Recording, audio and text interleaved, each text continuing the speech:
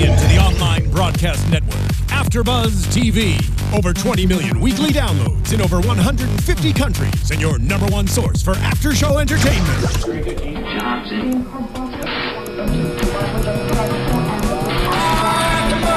AfterBuzz TV, the destination for TV superfans. Producing aftershows for over 300 of your favorite TV shows. Interviewing celebrities and showrunners. And bringing you behind-the-scenes exclusives. All thanks to E! Entertainment's Maria Menounos, producer Kevin Undergaro, and internet leader Akamai. Now, let the buzz begin! Oh yeah, love that music. So 60s. By the way, McGoohan, for the original song of this, they had it was very subdued, and he was like, no, we need trumpets and horns and thunder and all this and that, and... Really? And It's a party. Yeah. Oh. So, it was a party. one day we'll compare the Different original parties. to this. We have Steph Z here on the panel. Hi, guys. Are we telling our Twitters or no? I am Steph Z I am Steph Z with an F. with an F. Steph. Steph. Z with a Z, right? Like zebra. Like zebra. That's Yes. good. As opposed to xylophone. Yeah, Xylophone. Exactly. I like where your head's at. Yeah. And we have not Meredith here. Placco. Hi, everyone. I'm at M. Placco. That's with a Placko. And of course, I am your host, Phil Svitek. Always blessed to be joined by these lovely ladies. And if you haven't already done so, please do so. Subscribe to our YouTube channel, youtube.com/AfterBuzzTV. Go over to, if you like us on iTunes, we're there. If you like us on SoundCloud, we're there. And heck, we're on every sort of platform you can imagine. That's free 99! Heck. So best no deal. excuse not to listen, no excuse not to share. And of course, today we're talking about A, B, and C, or a play of 3 acts, or 1, 2, and 3, as it was all supposed to kind of be called. Many names for one Yes. episode. That's right. Yeah. What'd you think overall? Let's start there, and then we'll kind of do some, we'll give an overview, and then we'll get into the episode. I really liked this episode. For some reason, I don't know why, I felt like this episode was too soon for me in my watching. I don't know if this was originally the 3rd one in line. It was filmed as the 10th. So I will give it. Maybe That's that's a why. good kind of interpretation. I will. I can speak to that a little bit. Yes. Yeah, I mean, I really liked it. I like. Yeah, I felt something was just like, some other stuff maybe could have, should have, would have happened. I wasn't displeased with the episode, but I kind of felt that. Yeah. Okay. So we'll see. That's fair.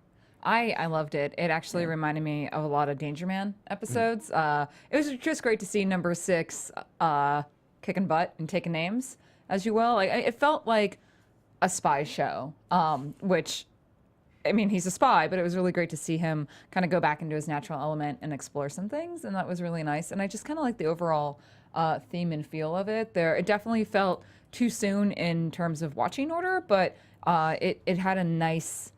to me, it also felt like, it found its stride in terms of what are we doing with the show. So I really liked it. I liked it because, the Chimes of Big Ben, we got, we kind of entered into London. Now we're in Paris. And so while we're in the village, we're not necessarily in the village.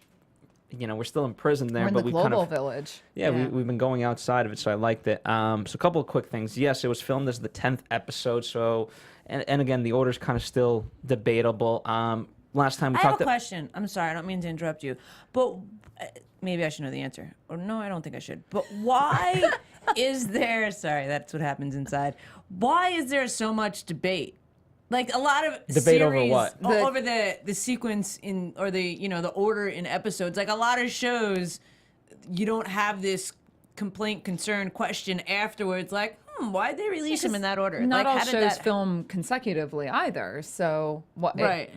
Well, to be fair, there is certain debate over shows. I forget which one it was, but it was a Fox show, and to help out some things, they put episode 5 as number 2, and then reshuffled the rest of them. Wasn't that Firefly? No, this was a okay. recent kind of TV series. No, not Gotham, but I guess Gotham's another example of that. I'm thinking of something else. Well, I think also too there was how it aired originally and how people view the airings. Isn't that also part of it? Like, Yeah. we're not. Are we watching it in the original airing? The original airing is what we're going Okay, by. because we yeah. are. Yeah. Oh, okay. So Online fans of the show have decided that there's their own like way of watching it that they feel Yeah. makes a more cohesive viewing. Yeah. it would be interesting for us to just make this not 17 but 34, and then just go watch it the fan way and redo every single show. There we go. But we'll go backwards the next Yeah, time. totally. Part of it is, some of the ordering had to be restructured out of, they might have thought it was supposed to go one way, but as we talked about, Leo McKern, he was number 2 twice. Well, actually 3 times for him. Colin Gordon, who's this week's number 2, is the only other number 2 to play it multiple times, and he played it in The General, which was filmed as episode 11. And there it kind of, right, one of the things I want to talk about the opening, he doesn't say, I am the new number 2, which you would expect him Yeah. to say. Right. And so I think that's part of the confusion into, wait, is this somebody we know? Because he's not new, but he's new to Right. us. Yeah. Right. So, and in the general, I think that it's interesting that so many fans got together and agreed on this. That is something we talk about, because even shows like you mentioned that maybe episode 5 became episode 2, and then they scrapped some episodes and went from there. But like it's known like that's what they did, and like all the fans follow that along. This is something where the fans are actually like, maybe you guys should have done that different, and We like know everyone better. kind of like listened. Yeah. So I think that's kind of cool. absolutely. A lot of this was actually filmed at MGM because of the locations, and it was filmed on the set of Casino Royale. So that whole James Bond thing is ever present. It Yeah, it really is. like can't escape it. I love that. We'll certainly talk about Freudian theory, but it was around this time it was very much alive and well, especially with the whole counterculture and everything. And this was kind of the next wave. Also, I'm Meredith's excited to talk about cyberpunk, but you had in the 1950s a couple of books, by Philip K. Dick, and that was the first start of the movement. Yeah, you perhaps. didn't really get the term cyberpunk coined until the late 70s was the first time you saw it used, but it wasn't until, I think it was, 1975 is when you first figure out what the first cyberpunk novel is. But it's in the 80s you really start to hear that term, but I'll get into that later. I'm really big into cyberpunk. Here's, shut up now. we do have some pictures though of kind of cyberpunk, and I want to just what seems to be a common thread is everyone's always sleeping. Right, so here's a picture of the Everyone's Matrix. just really tired, okay, guys? It's a dystopian future. It's really exhausting. The more you sleep in the real world, the more action you have in the virtual world. So there's a picture of Inception, which I definitely want to tie into. Oh wow, yeah. Yeah. And then Well, then you have classic cyberpunk Days of films. Future Yeah. Past, Oh, the more yeah. recent one. But what were some of the other ones you Well, had? I mean, you have God, not Demolition Man. I'm blanking on. It's one of the classic ones. Well, Neuromancer. You think about like Neuromancer, and then the Shockwave Rider, which is technically the first cyberpunk book. It's funny you mentioned the sleeping thing, but what I kind of noticed was there's one of the overall archetypes of cyberpunk.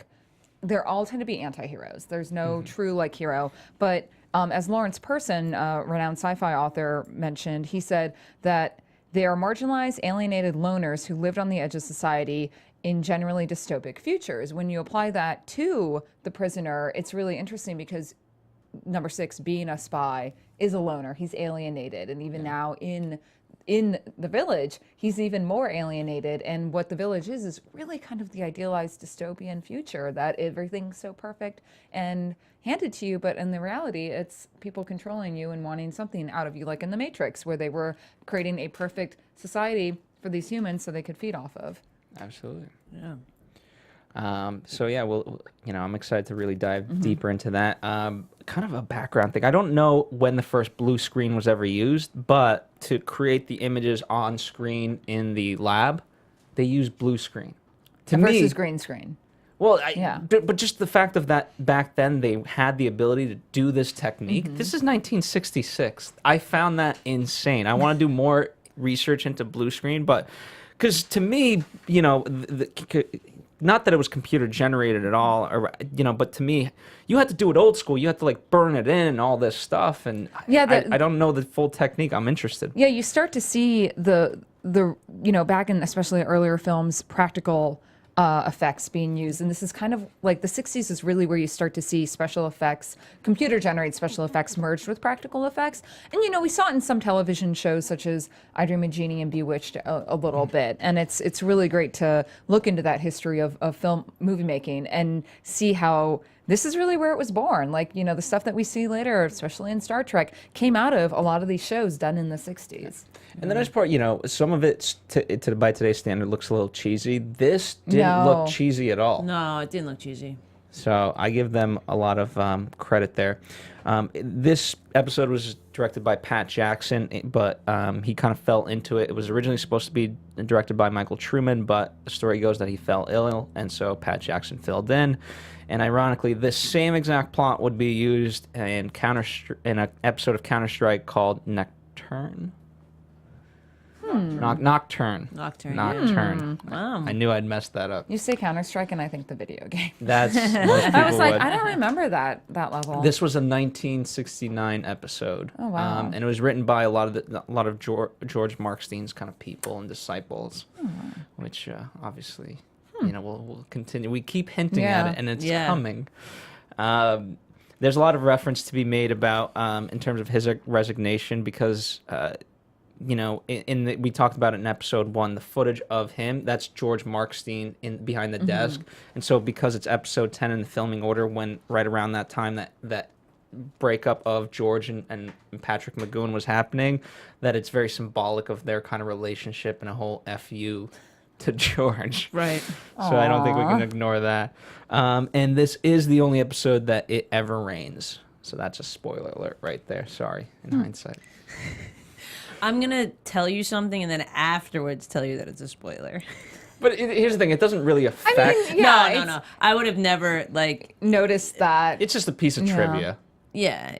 It makes you think, though, if it's the only episode it rains, is the village even a real village, or is it in a giant warehouse It makes me want to know why is Yeah. this the only one that it rains. Like, what did the rain in this episode play? Like, I mean, you know, it's either one of you guys. Is there something that having the rain made more intense? Because Well, Frankenstein, right? So as Right. we kind of open up the episode, right? Literally just kind of apart from the regular intro, which Yeah. if you guys want to talk about, we can.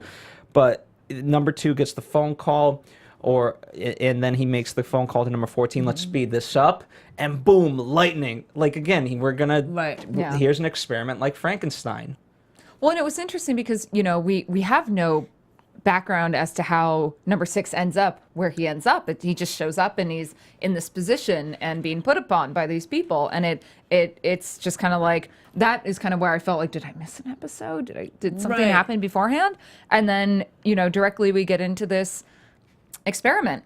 And when it all comes down, it's a human experiment. But Because- they show us that after. I felt Yeah. that way a little bit too, but then, and it was Yeah. funny because when they said, you know, he needs to rest for 24 hours before we can do it again, and the maid was there, I was like, oh, there's poison in that mug, you know, and then it was just like, boom, done. Yeah. Yeah. So they kind of like made up for that. But again, like, I don't know what it was. It was just something I was like, how'd they get here so quickly? Yeah. Like, why But all of a sudden? I also like that. It's kind of like here, let's I just did get to like the it. meat of the story, you know? Yeah, but I felt like too. I think the thing also was for me why it felt a little bit out of order was that number 2, you know, starts out with the big red phone, Yeah. which, you know, today is still like the red line, you know. But to me, it read that he was doing something for a long period of time and wasn't being successful, and they had just, and that's, you know, What I like, I don't know. I disagree because what I liked about number 2 was, you know, he was very frustrated that this was what he was being judged on. He was like, I have more important things to do, and I got to deal with this. Like, what is so important about this guy? But okay, clearly my job, you know, Depends on it. Yeah. exactly. And so that's to me what was the fascinating part. Yeah. yeah. And he was so dependent on number 14. Without her, you know, he could push her and things like that, but he had no abilities He was himself. really out of his league with this. Yeah. Like he just wanted to, which I mean, and when you think about management, you know, how much does management really get the work done versus get other people to do the work for them? So I mean, he's a really great middle manager. Yeah. You know, number 2, Delegator. yeah, number 2's really. He'd be hanging out with all the. Maybe that's what it is all the number 2s represent middle management. It could be. Oh, the delegators. Yeah. Yeah. Like but the vice presidents. exactly. But it's interesting. So just kind of backing up to the Frankenstein reference real quick. I obviously noticed that like right away. I mean, that was very symbolic of Frankenstein. But at the time too, you have to think about in the 60s, all the, this is kind of the rise of the hippie movement, and you start to see a lot of that pushback to human and animal experiments. And it was really, interesting to juxtapose what's going on in here, thinking about what was actually going on at the time, especially in governments, where a lot of secret experiments were happening on people, especially certain people in the South in insane asylums or prisons. Well, I actually thought about that almost not exactly the same as you when we hear him on the phone to number 14 and her saying like, we haven't tested it on humans yet. You know what I mean? So it has that element of if they really want to get something done, people are willing to step over that test period and they were just going to go.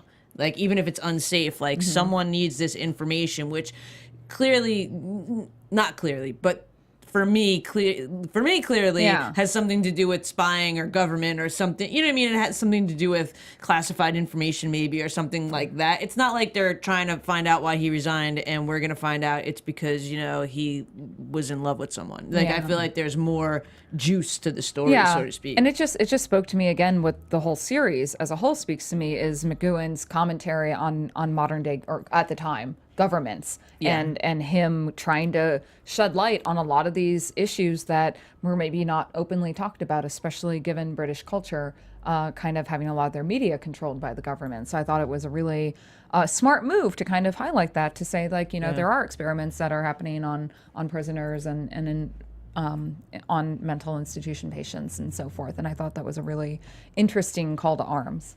Yeah, it works on that level. It also works to, one of Patrick's goals has always been, technology goes too far. And so if you look at animal testing, just even in general, right? We've kind of, there's the whole campaigns, no more animal testing and everything else. Like how far we've taken animal testing. Like, do we need animal testing on this shade of lipstick? Yeah. Is that absolutely necessary? So you have that side of it, and then also just in general the idea of you kind of hinted to it, Meredith, mental instability. And we just kind of poke at these people if they're not normal in society, and especially at this time, and taken to extreme to how many examples of trying to fix them we talked about last time in terms of him trying to cure him. Then that's which is kind of in present day, it's kind of almost flopped in a way, because the complaint now, I would say, is that most people say that there's not enough focus on the mentally ill, or you know what I mean? So that kind of is a weird play, because you don't want to, like, what do? It's like you don't want to try these things, and yes, some of them are for the wrong reasons, but maybe some of these experimental things are for the right reasons and could cure something, but because you're scared to try these things, or people are going to say, why are you trying these things? I feel like, how we live now in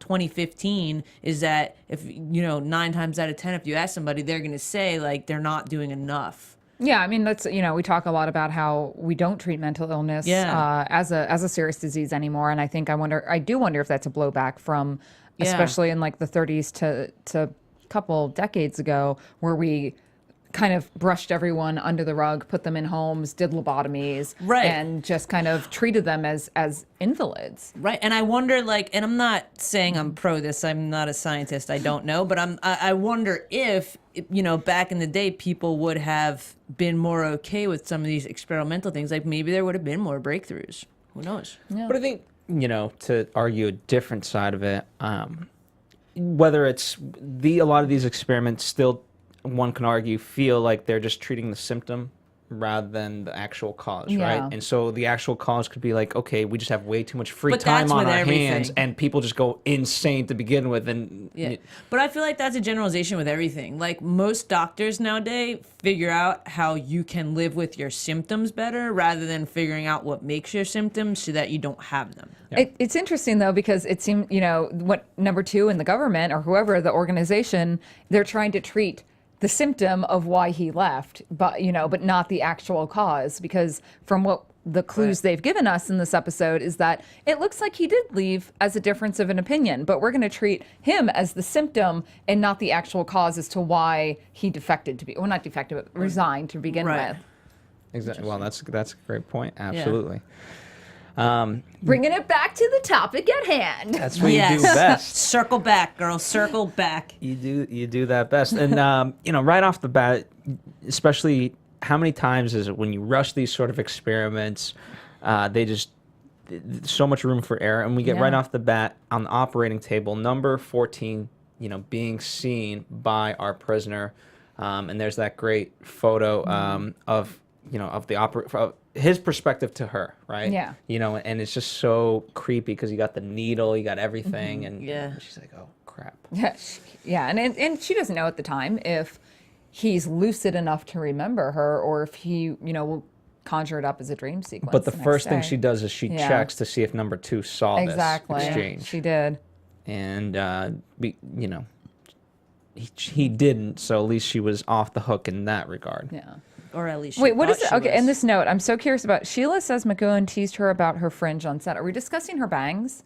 Are we discussing her bangs? Because I think we're discussing her bangs. Yes. Okay. Yes. She's very severe with those bangs. Yeah, I mean, I don't know. I'm not a big fan of bangs.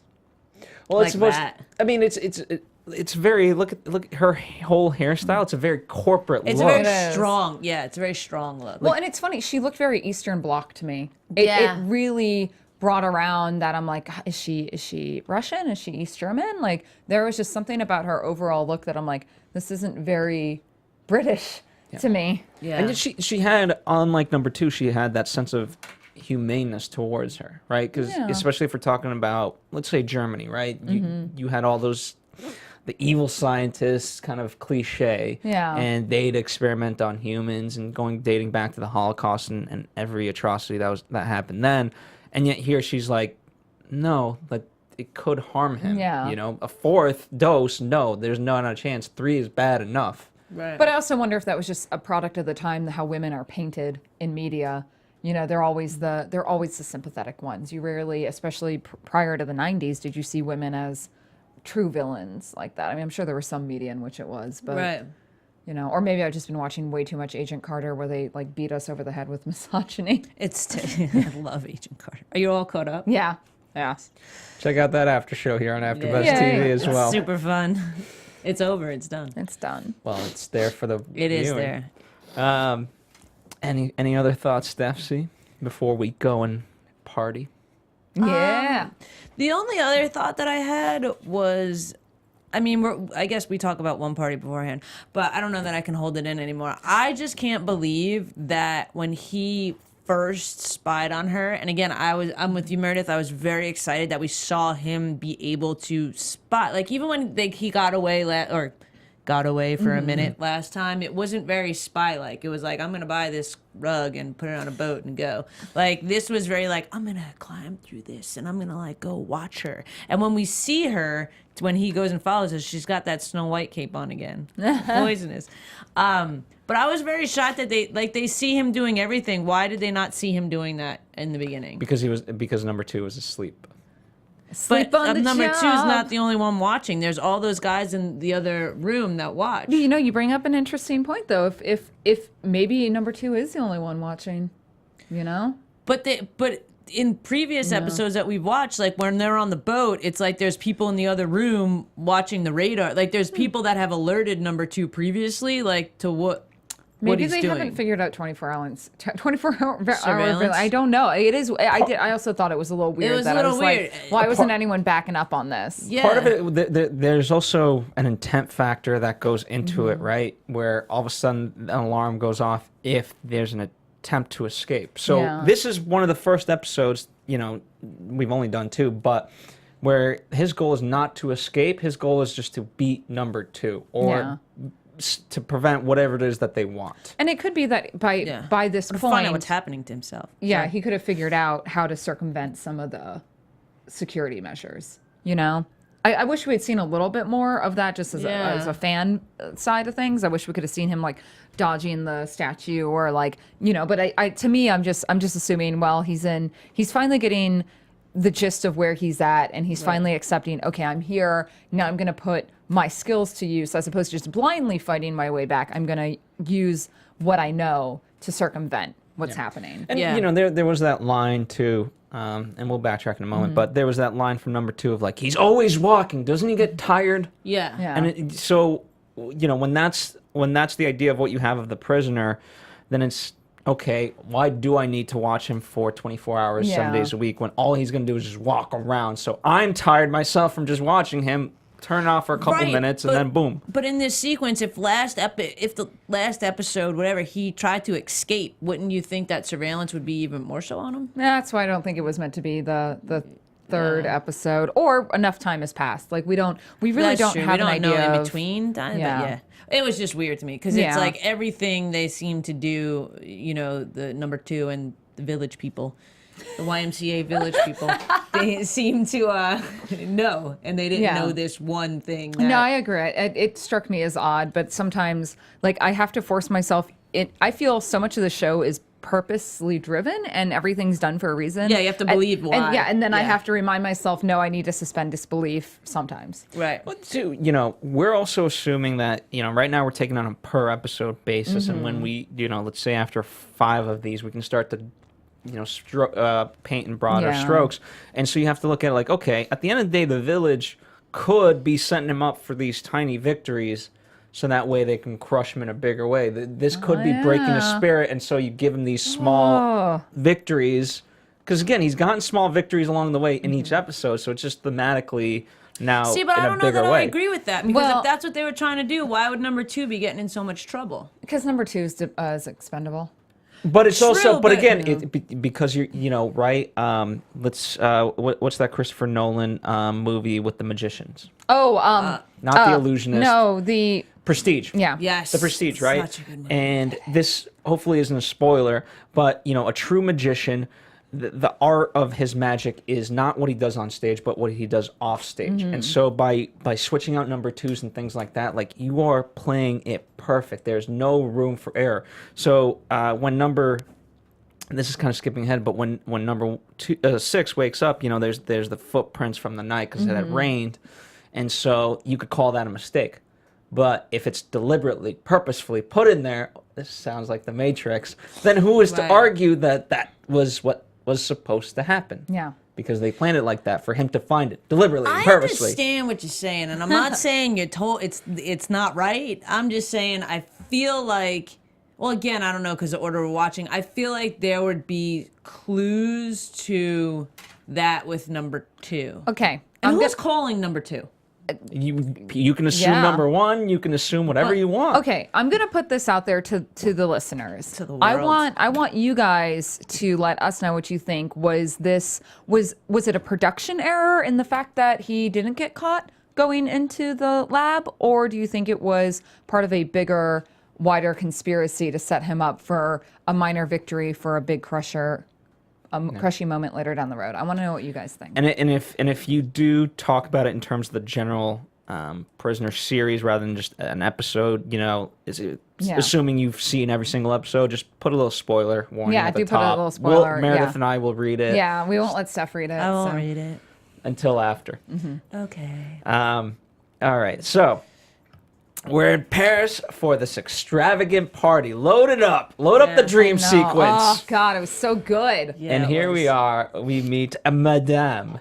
A madame. I love this. I love her. I love her so much. She's everything I love about 1960s mod French. Yes. She really, I mean, Totally is. yeah. See, I have to say though, she seems suspicious to me from the beginning. Really? Yeah, because the way she came out, and she just knew him, and he didn't. Like, there was a way that she greeted him, and he didn't reciprocate it. To me, that felt like he's making pretend, but he doesn't know, but he should know, but maybe. So wait, you're assuming that she is really madame? Or, because to me, he set up madame to be C, knowing that no one knew what C looked like. Exactly. No, I'm saying that she was, from the beginning, she was part of it. Like, not part of the village, but him and her had something else going on. Well, How would he have known in the beginning? I don't know. It just felt that way. He time traveled, told himself. No. But like, she just seemed. It wasn't like she was just some. Like, it just seemed weird. It seemed like there was a different connection there. As soon as she came out, it wasn't like how he would. Like, it wasn't like, hey, how are you? And he knew where he was. In a dream, if you go to a party, for the most part, I would think you would know where you're going, and he didn't know that. But that's assuming that you're assuming that it's your dream that you've inserted yourself into rather than being inserted to. I took it as But then that means that she's working for them, and if she distracted him to take to sea, then that wouldn't make sense. No, I think what they did was the whole experiment was I actually think this was a real party that had happened in his past. And that they had gathered enough information to build this world based on a real life event and with real life people that may or may not have necessarily happened in this order, but these were all real people from his life. And to put central figures, they had to be some connection to him. And I think with Madame is that she came across to me as an old, I don't want to necessarily say mark, but definitely someone who was involved in the spy agency, possibly, someone, a double agent that they had in France, and that they obviously, I'm in my head, I'm like, they had a torrid love affair, and she was very much still in love with him, and he was like, yeah, okay, we hooked up once, it's cool, man, but I'm gonna let you think this, because you run this beautiful castle thing that I want in on. So I think to me, it was very like, she's very Mallory Archer to me. Yeah. But then does he not remember that he had a love affair with her? No, I think he did. I think he was just playing it cool, to be honest. I think I just read it as like, I'm a cool spy dude. I'm just gonna be aloof. I read it as uncomfortable. I read it as aloof. Yeah. I read it the same as Meredith. That's okay. There you go. Shortly, Madame is kind of our through line. Obviously, it's her party. Right. And any references in the original script to the prisoner drinking, he does not drink. Yeah. He was very specific of that as an actor to not do that. And then shortly thereafter, hey, insert into the sequence A. And we get a picture of A. And I want to hear your guys' take on this, because I don't know if I necessarily agree with this, but there's a whole faction of people who think, based on the dialogue of like, hey, and I wish I had more specific examples. I didn't write them down. But because I found out this theory afterwards of A and 6 being gay lovers. I don't agree with it, not because of that, but... Yeah, I just never got that. No. I tend to, I didn't even... Nope, I just felt that there was tension from them, but not from being lovers. But I would say that they were probably rival spies, that they worked for the same agency. And one of them, A, obviously decided to turncoat, and 6 chose not to. And I think there's a little bit of a power play here where A wants to get him over on his side, because I think, I don't know, I felt insecurity and jealousy coming from A that he needed to get 6 for some reason, but never that there was a torrid love affair between them. See, to add to Meredith, I agree exactly with what you're saying, but I also felt that A got there by doing it dirty. Yeah. And he was reiterating, like, we think different, like, we act differently. Like, I'm not going to do that the way you did that in order to get whatever you think, like, it's not worth it to me. And maybe that's why, A stayed in the game and has XYZ, and number 6 resigned. You know what I mean? Like, I feel like his resignation in this, communication is more like a F you, like, I'm not going to lower to your level. Yeah. And I agree with that. I can't, but I would have never thought that. Well, there's... At the time, a lot of things were kind of coming out in terms of, Imitation Game. That didn't come out for a while, but that was about, a man who was gay and closeted. Yeah, and when did the Alan Turing stuff actually get discovered? After World War II. Yeah. I mean, I know he was slowly ousted out. I think... shoot, I'm gonna get butchered for this, but I believe somewhere in 1954. Yeah, it was. Yeah, it was within the 10-year frame. Yeah, I feel like the 60s. Again, I wasn't alive then. I just don't think homosexuality was one of the topics that they dealt with in media a lot in the 60s.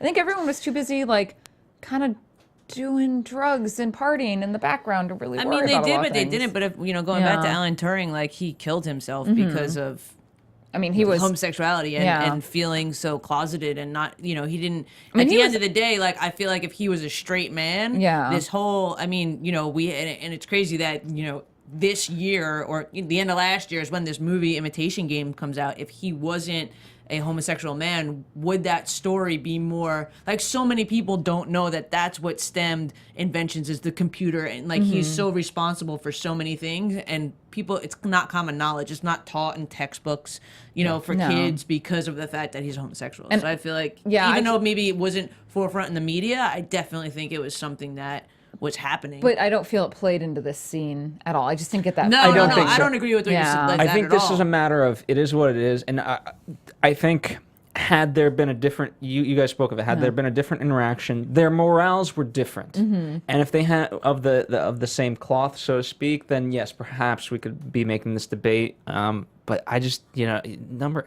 A was just a bad dude. I don't know how they even came up with that. Correlation. I don't know. I mean, it's. I don't know. I don't see it, but. Well, here's a picture of B seeing you. For as non-violent as the show claims to be, it's kind of violent. It's really kind of like psychosomatically violent. But like the fight scenes were so rad. They were so old school. They were so fight. good. I thought they were great. They were so rad. I loved it. Oh, I thought you said bad. I'm like, no, they were awesome. Rad. Oh, rad. R-A-D. Yes, yeah, rad. They were super rad. They were so awesome. They were just like so old school fighting. Yeah. Like it wasn't about the blood and the gore. It was like just a straight up like fight. And it wasn't about like mind games. It was I'm just gonna take these guys out. There was no weapons. Yeah. It was just like we're gonna like go outside and fight like men. That's it.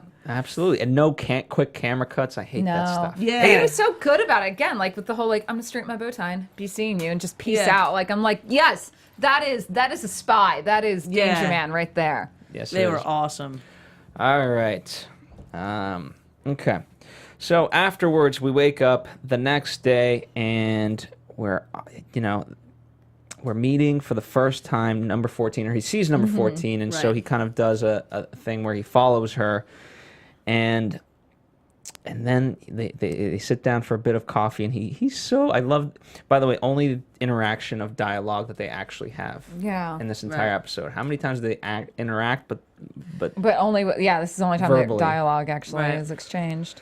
And so, what did you guys think of this scene? Because to me it was great of like, this is awkward, but how does one, Yeah. I thought it was a good simple scene. I didn't take too much away from it. It was just kind of, I think it was just for me, it's number 6 sussing out the situation. I think he had obviously seen her in his dream, quote unquote, and I think he wanted to just kind of explore and figure out like, hey, what's going on. This is where he starts to realize that there's something up. I felt it was a little bit snarky too, in a way, when he was like, "This isn't in the social etiquette handbook of how to do this." I was kind of like, he was like, there was a bit of sarcasm that I liked. There was like a confidence in him, like, I'm gonna find out what you're doing. I already kind of know what you're doing, and I'm gonna figure it out. But I really liked it. I was really, it made me laugh out loud. This one. Yeah. I loved it a lot too, and that whole interaction, and then right off the bat he goes and sees number 2, who's tired as can be, which ironically, she talk about the workhorse.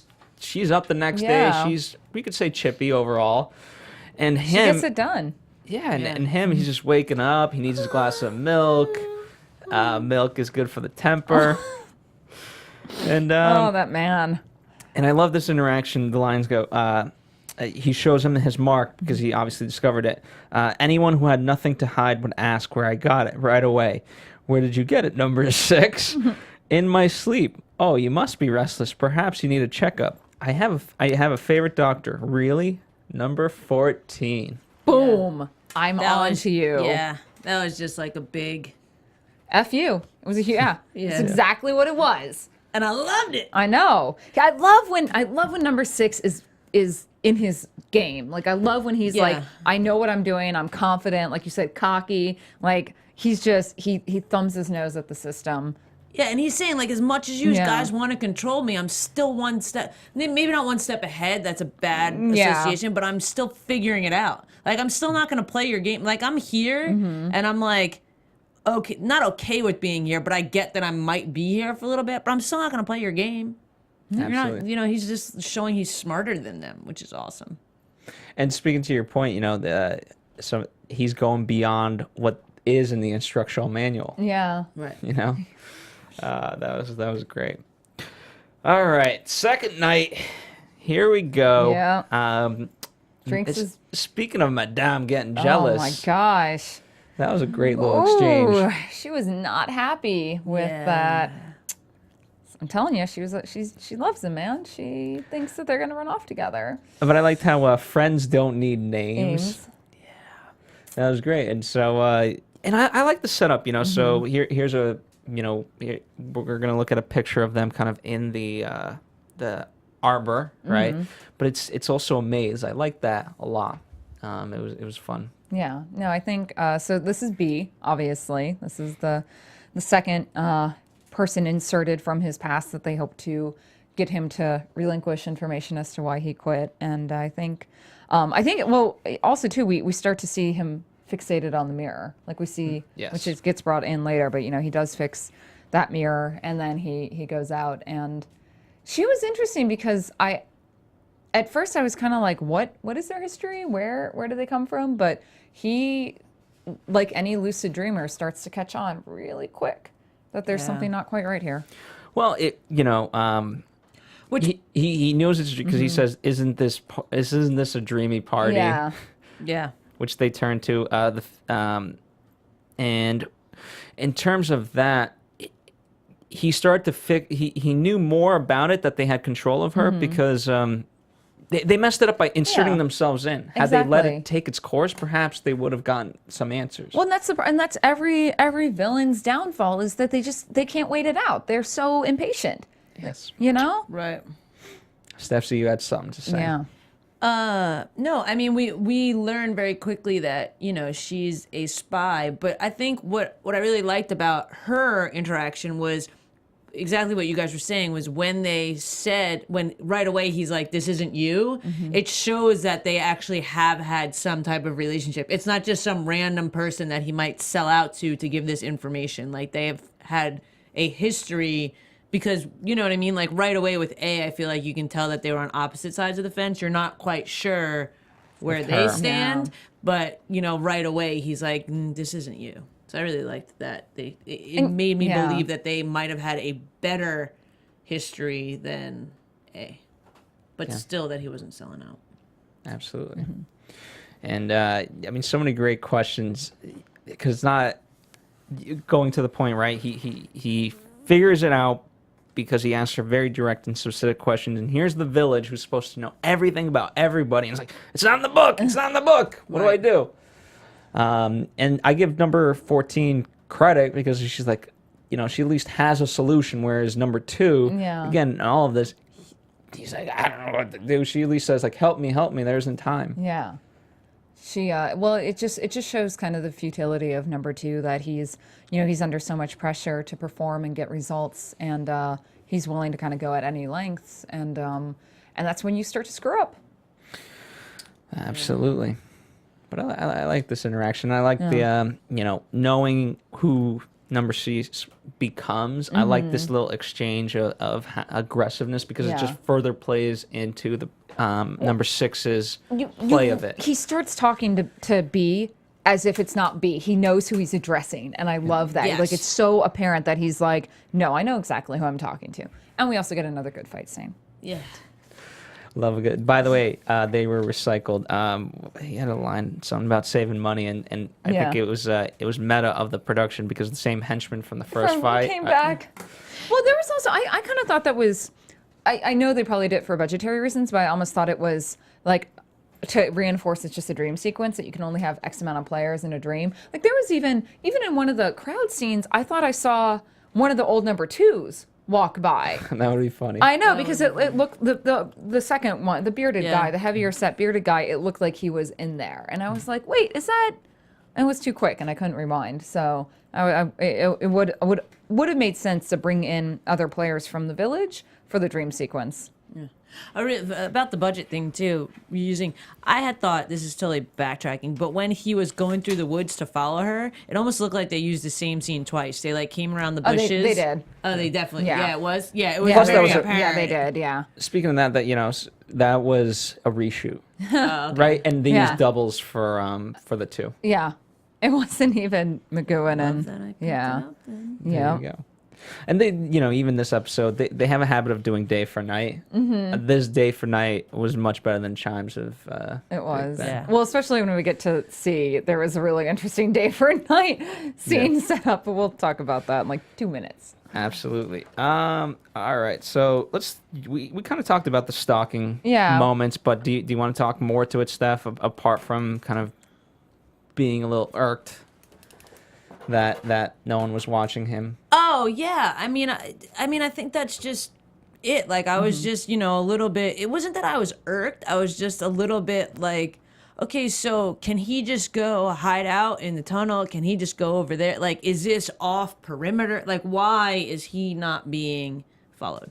He's off the grid, baby. But Yeah. so did he? But then it actually shows them that he did that in his later. You know what I mean? When he's dreaming again, they show what he did and how he. Well, he shows it. I think at That's that what I'm point he has saying. control over the dream sequence, so he's showing them like he's showing them how he did figured it out. But Yeah. that kind of threw me too, because why would he say, "Hey, there's a flaw in your system," unless it was just for like I'm smarter than you. But you know what I mean? Like I feel like that would work to his benefit to try and find more flaws in the system in case they try and do something Well, like this I again. have a theory about that. All when we right, get I'd love to it. hear it. So, because I don't want to jump over the sequence that happens before that. Yeah. So. Are you talking about on to Let's go. So third night, Yeah. he goes back home. He pours the tea down the sink, Yes. drinks the water, Yes. which did he play that out? Did he drink that water and pass out, or did they also put a sleeping Spike drug the in? water. Yeah, spike the water.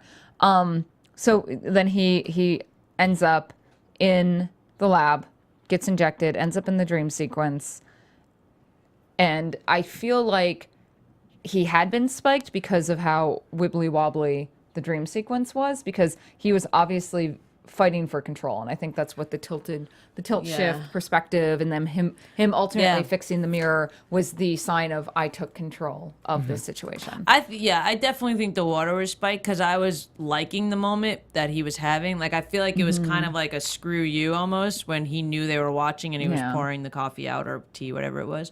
So him drinking the water, from the way he was looking, I thought he beat them, but he did not. Which is super creepy. Yeah, to me. Spike in the water? everything. Well, it goes back to ideas of communist Russia and kind of doing that. There was a lot of theories there.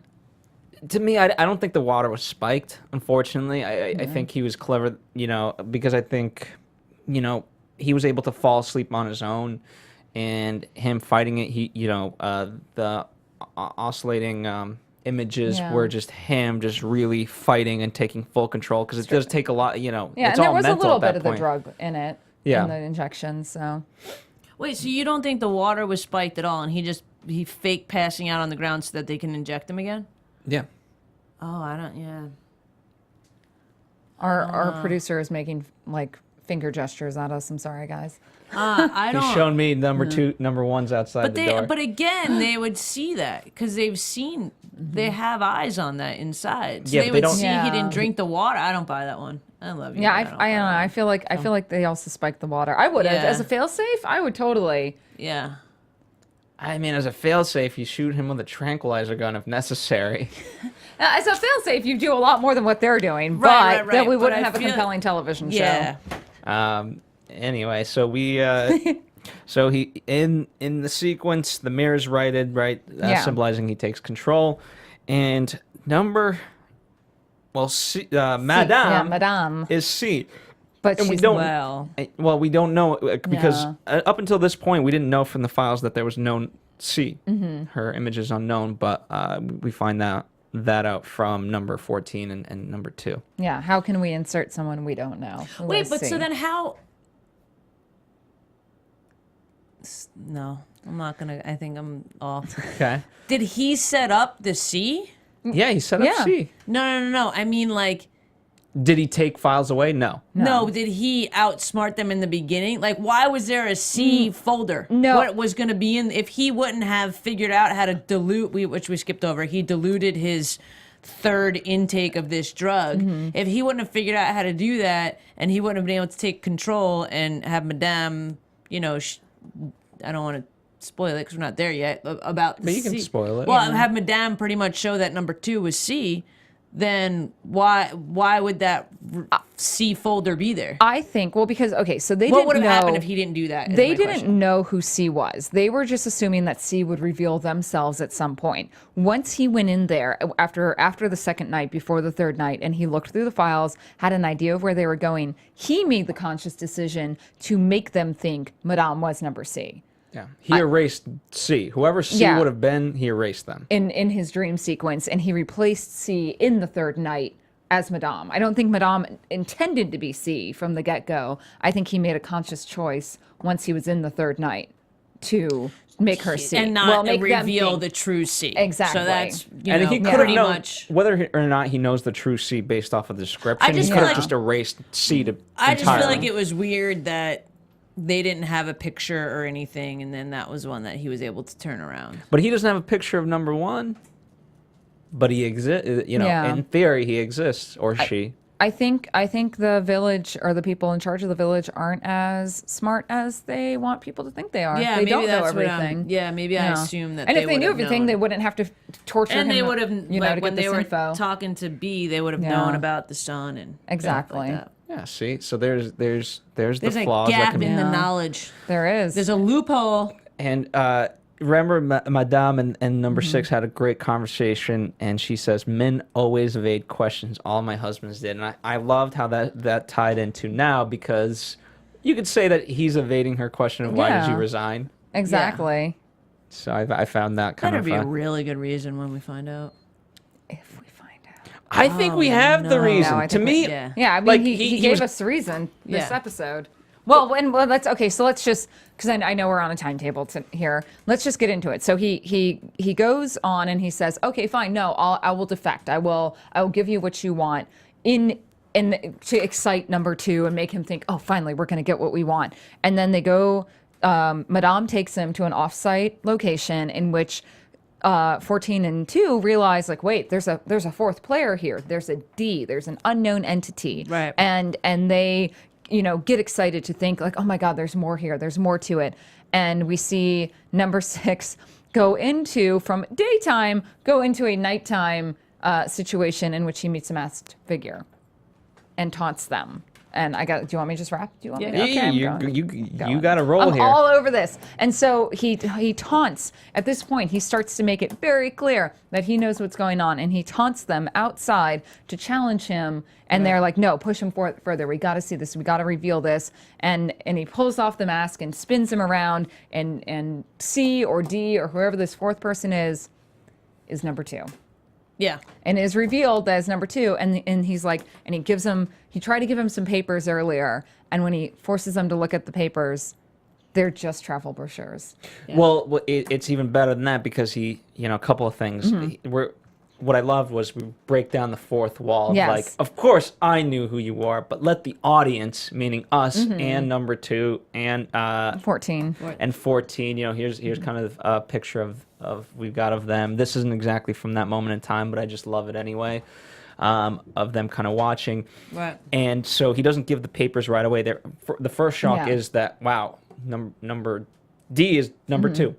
And then he goes off, and what's funny is that whole turn to Yeah. the doors that don't open, but he comes in, he's like, I forgot to give you this. I am a Yes. man of my word. Yeah. Here's some Yeah. papers. And then we see him walking through the forest to the lab in the dream sequence, and they turn around like, oh my God, is he Yeah. going to walk in? For a moment, they're like, they forgot his physical body is there in front Right. of him, and they're like, what the heck is going on? Yeah. I loved it. I did. I loved it too. But so you think that that's a blatant reasoning for his resignation? I think he was done. I think Difference of opinion. Yeah. Right, but we don't get the specifics on it. Yep. You know. I want the specifics. I want If the I information. if I wrote a resignation email, it would say difference of opinion. It's the diplomatic way Yeah, of that's saying it. Right, I but don't that believe was kind of in... like known since the beginning. Yeah, and that's like that's dealing the with government. There's But here's the thing: it's like a Yeah. matter of, to me, it's almost like you have the reason, but it's just not satisfying. Yeah. So you're like a little kid that just needs. Okay, but why? Like, what do you mean? Well, I'm but telling why? you why. Like they're can't not accept taking it. it at face value. They refuse to believe what's presented in front of them, and they'll go to extreme lengths to prove some unfounded fear. Yeah. And it's not even a theory; it's a fear they have. Which is why, you know. fear of the unknown. So right, there's a great picture. As soon as he is done, the images of the dream sequence change back to his resignation, and they Yeah. loop over and over. And it's like to say, like, this is the reason, perhaps. Right. You just Yeah. keep wanting more, but it's not there. And I love that. So I feel like there's a little bit more. okay. We'll see. Well, fair enough. Yeah. Fair enough. And we end on the German expressionist phone, which signifies the end of our friend number 2. Dun dun dun. I love that phone. I kind know. of want one. I want It's a working gigantic. one. Yeah. Yeah. Like I want a real love it. gigantic red phone. All right, so we've discussed the episode. Now, this kind of ties directly to number 2, right? Next week we will be doing Free for All, which is all about democratic elections, and we've hinted at it with the last episode. And this episode, the reason I brought it in was there's a picture. You have to really catch it, right? But the Tally Ho, the newspaper, for the first time dates itself. So February 10th is the date, and the article reads, "Is number 2 fit for further terms?" Which I found interesting in this particular episode. And again, you have to Yeah. kind of really Right. catch it, Yeah. but it's there. I actually did not see that. That's a really good one. There Yeah. we go. Wow. That's what It's interesting we have a date, but not a year. Yeah, Yeah. absolutely. Because and I like that both from the perspective for the show, but also it can sustain its longevity. So that way, even if they had like a date and it didn't matter Yeah. to the story, I wouldn't want to say 1966 because that feels dated. It does. It's true. Yeah. They were very forethought in that.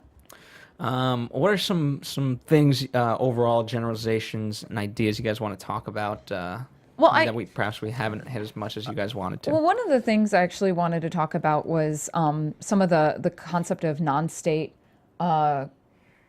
hypnosis. So there's two schools of thought when it comes to hypnosis. There's putting someone within a trance state, and then there's the non-state theory, which is a form of imaginative role reenactment, and that's generally brought about with chemically induced hypnosis, where you feed someone a drug that will put them into a sleep state and then create a situation for them in which they feel that they are in charge. And I thought that was, it was big into a lot of the mind experiments from the 40s into the late 60s. And you saw that with LSD specifically. And I thought that was a really interesting tie-in for them. I don't know. I just found that whole the whole concept fascinating, because I think the idea of hypnosis is extremely fascinating, and that they were kind of going for me with the more non-state, non-traditional theory, because most people look at hypnosis as you have someone talking you through very methodically and pacing, but it's like, no, we're just gonna focus.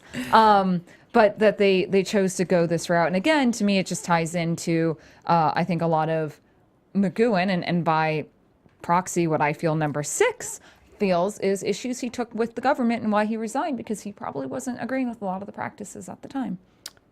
I think maybe that is it. Like, I feel like maybe because they were doing so many things that were quote unquote wrong. Unethical, yeah. Yeah, that's why they're looking for a specific reason. Like, what specifically pushed you to resign? Because there's so much that's happening. So which one thing? Because maybe he was someone that was trusted and did very good work for them, and they want to know what kind of. But here's the thing, broke right? the camel's I back. look at it in the sense also, whatever reason he could give them, at the same time, I still feel like they're not going to accept it, because in many ways it puts blame on them. Yeah, and they they're don't want unwilling- to hear that. Yeah, they're not willing Right. to look at themselves in the mirror. So then, what do you think their end goal is? Because if they don't really want to hear it, why are they at? Like, what do you Well, think they their end? think they want to hear it. They Yeah. just don't know that they don't want to hear it. It's like a child. The government is in the village. The people who run the village are children, not physically children, but they have no responsibility. Even number 2 is like a toy. Like if you get bored of one toy, you Yeah. replace it with another. Yeah. No, I agree with you. I just think that, I mean, and I'm sure you guys have watched the whole series first, but I just think that that's what they're looking for.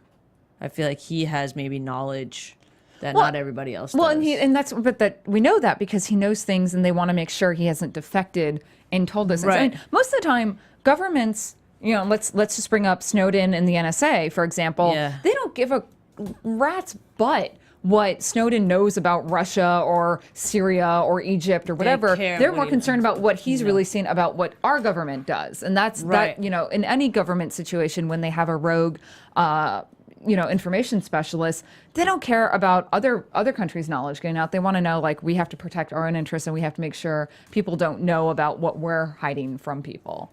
Yeah. So I think that's really what it is they just want to make sure. They're afraid he defected. They fear he defected, because why would anyone just resign from the best job if you're a patriot? But if they don't want to know something from him, why wouldn't they just kill him? Because I think they want to make sure he hasn't spread that information. Yeah. You can't. Yeah. You can't have that doubt. Yeah, why haven't we put a sniper on Snowden? Because we need him to find out what he's told Russia or whomever. Right. It's a calculations game, like imitation game. Well, every day start over. Absolutely. And I did like Groundhog Day. I like the idea of Freud, right? Because you can tap. The idea was you can tap so much potential with the unconscious mind, and you can get to the bottom of various things. And so they thought through his unconscious they would get there. But if you can, I don't know. I haven't really studied Freud to the level that certainly in this case I should have, but when you can take control of your consciousness or subconsciousness, or at least be aware of it, then as the prisoner did, you can kind of overcome a lot. Yeah. The power of the brain. The power of the mind. Well, just kind of too, it just goes to show, like, I don't know, maybe this is a little far-fetched, but it's like we are so, like, in our own quote-unquote village, because we have so much more power over our brain and what we can do and how we can maybe heal our bodies and all this stuff. But you know what I mean? Like the things that government or medicine or whatever put on us keeps us in this, like, our village is a lot better than their village, but it's very much, it very much parallels life. We're all prisoners. Well, speaking of that, before we wrap up, I want to, this kind of ties into the prisoner and our own sort of lives in general. Someone made a comment that they would love us to go even longer than we do. Yes! I would love that. And I would love that too. And someone said, can't the powers at AfterBuzz make that happen? And someone noted, I believe Phil is one of the powers, if not the power, of AfterBuzz TV. You got called the poop out. I did, but here's what I have to say about that, because it ties into the prisoner. There is no one more of a prisoner than I. I am a prisoner to 200 people's schedules. I am a prisoner to TV. I am No, this isn't a wah-wah moment. It's a comparison of it is a comparison of the idea that no matter what, there's a great well, you can debate whether it's great or not, but there's a great line in The Master that says, "Show me a world in which you are not someone's master, and I will succumb." Yeah. No matter what you do in life, you are someone is your master. Yeah. And you are someone's master. And currently, because you have an obligation 5 Phil's minutes the master. ago. We're the prisoners. Yeah, we have to end this episode even earlier than normal, which makes me sad. But I think overall we covered most of it. What's nice is each of these episodes we're kind of building one upon the other, and so we can reference other stuff, and we can get to things a little bit quicker. Yeah. Again, the first episode we need to lay down the groundwork. And guys, if anyone wants to talk to me about cyberpunk theories, please hit me up on Twitter, because I love discussing cyberpunk. So. That's right. Sweet. Yeah. That's something I wish we got to tap into more, but I love those movies: Inception, Matrix, Neuromancer. There's so many good references to what happened. That's right. Let us know your favorite. I'd love to know. And find some obscure ones too. Obviously, these ones that are mentioned, they're the biggest of the biggest, but there's definitely great examples. All right, guys. On behalf of Steph C, found at I am Steph C. Yes, you guys can find IAMSTEFZ. Thanks for watching. And Meredith Placco. At MPLACKO. And of course, here at AfterBuzz TV, Facebook, Twitter, Instagram. Check out Meredith on Popcorn Talk Network for the Marvel Movie News Show. And Steph Z can be found on Agent Carter. Yes, it's over, Not anymore. but well, she's still there. We didn't erase her from the video. Shark Tank, How to Get Away with Murder. All those things. Some other new We'll stuff. see you next time. We will be talking about Free for All, so definitely watch it if you haven't already done so, or rewatch it if you have, just to get it fresh in your brain. Rate, comment, let us know. We'll see you next time. Bye. Be seeing you.